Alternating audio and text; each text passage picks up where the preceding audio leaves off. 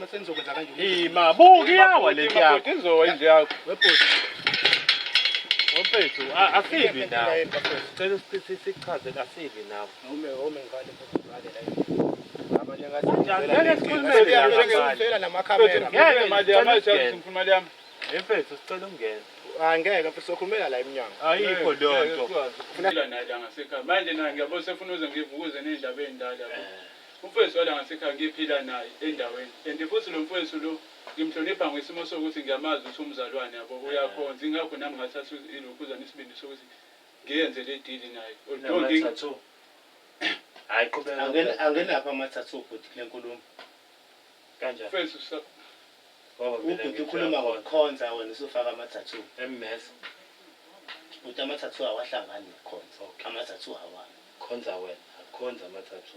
Khonza mina amathathu awahlangani. Hayi ukuthi uyodrayisa lapha enkonzweni. Awuqhubeke mfethu.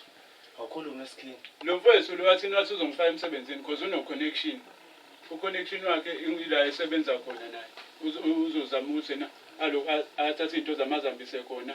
Then sobe sesiyahamba na siye khona enkampani. Batshela ukuthi sasizofakwa sobabili. Manje December ngiyabona ukuthi hayi ngeke nje mangihlala nje ensukwini ngicabanga ngalento ngabona ukuthi la ngenzeka isilima la. Akekho umuntu ongalindele umsebenzi for 2 months ekubeni imali kade yahamba la. Silinde nawe sibiye. Nami ngilindile. Nawe uyazi angisebenza. Samlinde bethu sachaza. Ekugcineni ngibona ukuthi hayi ngeke lo mjida lo ngishanga izivala. Hayi ngibuyele khona lapha. Hayi mangibuyela khona ngithi hayi awuthi ngeke ngimcele lo mfethu lo ngeke ngikhulume naye ngizitholele mina hlahlusene ekhambani. Hayi mangithi ngiyafika. Awusuhamba wedwa. Yes, ngase ngihamba ngedwa ngoba vele ngase ngibona ukuthi khona into errong. Mase ngifika lapha ngiyabona ngithi ngiyamcela lo mfethu lo qale kuthiwa akekho day 1 ngifika. Hayi ngithi hayi uthi ngilokhu ngamanje abantu mhlawumbe ngihlanganisa imali yokugibela because vele kukuda kukho eduze. Because kungala ngakumbi. Ngithi hayi awuthi ngihlanganisa imali yokugibela ngihlanganisa imali yokugibela hayi ngiphinde khona. Mangithi ngiyafika hayi ngimficeke lo mfethu. Mangithi ngiyamfica umtshela ukuthi lo mjida ayikho idile abayenzana nalo mfethu. Ayikho nje into babehlanganisa bona babezana nginto zabethile. Yezwa ngivele ngabona le story uhlanganiso kwesekuqaleni ukuthi waya wedwa kulokuzana kusamlinde mfethu akhulume. Ngase ngathi ayikho ke mfethu inkinga. Ngizokwenza njani? Ngizofonela mase ngiseduze kwakhe. Umazele usibuka lo mjida lo mase ngithi ngiyamfuna ngifuna ukumkhulumisa naye lo mjida lo uyabaleka. Mase njalo mangifika kuyena ngithi ngimkhulumisa naye ngithi ngifuna ukuthi simfonele lo mjida sikhulume naye noma silokuzana nizama ukukhuluma naye WhatsApp hayi lo mjida uyangibalekela sonke lesikhathi lesi. Njengoba nje ngize ngifica manje lo simfica manje le.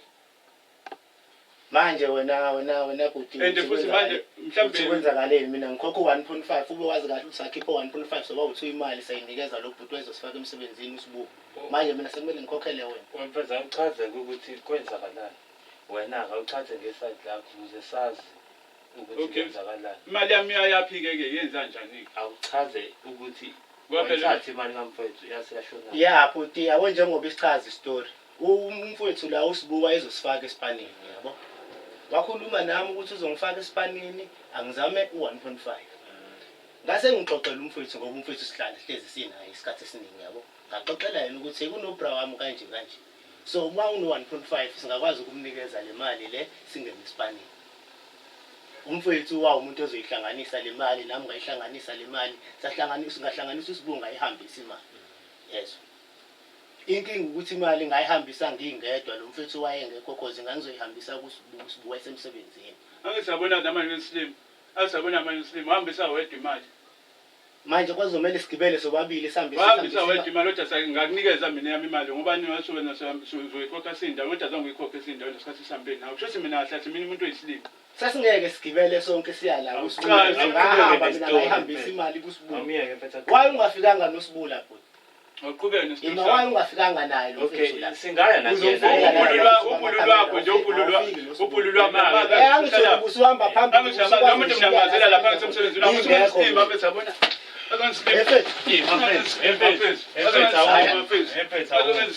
Ngiyabona manje ngiyenzela yona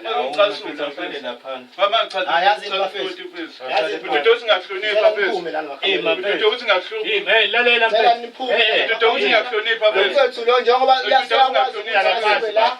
Awunomfethu siyakwazi ukusuka Ngicela kahle ngizobese ngicela imali yami. Ngicela kahle. Akahamba ufuna Ngicela kahle. Angisukho phela ngiyakwazi ukuzambela nginenyama Asambeni.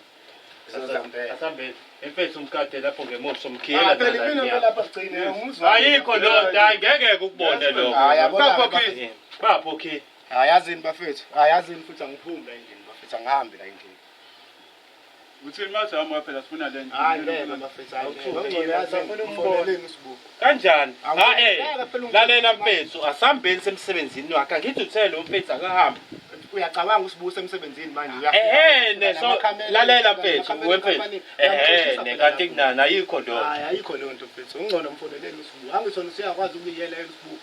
Cha, sifuna ukuhamba nawe, siyakwazi ukuyiyela phela. Sifuna ukuhamba nawe. Sifuna ukuhamba nawe. Mfethu lalela ungayingeni wena le. Sifuna ukuhamba nawe. Hayi angiphumi ke la endlini. Kanti yini athi uyivume uthi asambeni? Hayi ngiyindawo futhi. Okay. Manje mase khuluma kanje ethi 1.3000 angimnikezanga uyangiqaka usibuko ngoba ngamnikeza. Mfethu musikwenze mina isilima. Mfethu wenza mina isilima khuzwayo. mfethu wamnika kanjani imali yakho? Angikwenzi isilima kodwa ngikwenza isilima. Ngamnikeza cash lo mfethu lo imali yami mfethu. Wayimuka imali yakho. Ngacosela ngo500 ungawengeza. 1.5 Okay. Uyamuzwa ke manje ukuthi ukhala ngani? Akunawo nje Mfethu ngifuna yona leyo mali 1.5 wami mfethu. 1.5. angithi nosibuko Manje sinawulindele imali yakhe kanjani sebenza uyazi Ubani okulahlayo manje? usibuko nangikade simfonela phambi kwenu naye ukuthi imali Wemfethu umusa ukusenzile. Mfethu wenza mina isilima usibuko yena mfethu. wadlala ngathi Adala ngathi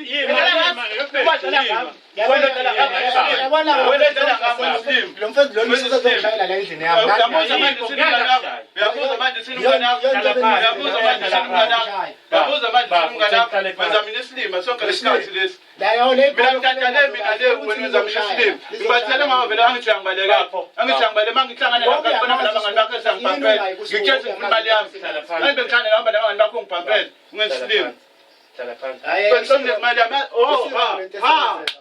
Hayi ngizoyithatha ke le ngizoyithatha inyona le ngizoyithatha imali yami khona nanefoni mabafo beka into zami ufuna imali yami mfethu TV kamama ke le ifoni ngimdlale wena unyaka wonke ngenza isilima TV kamama wena nganetha le mali ngoDisemba wena yiphi le nyanga imali yakho so yiphi le nyanga isinyoni kusibili siye kulokhu ndawo kusibuko asambeni manje phela kufanele amanje ephambi kwakho kanjani esemsebenzini akuhlangene thina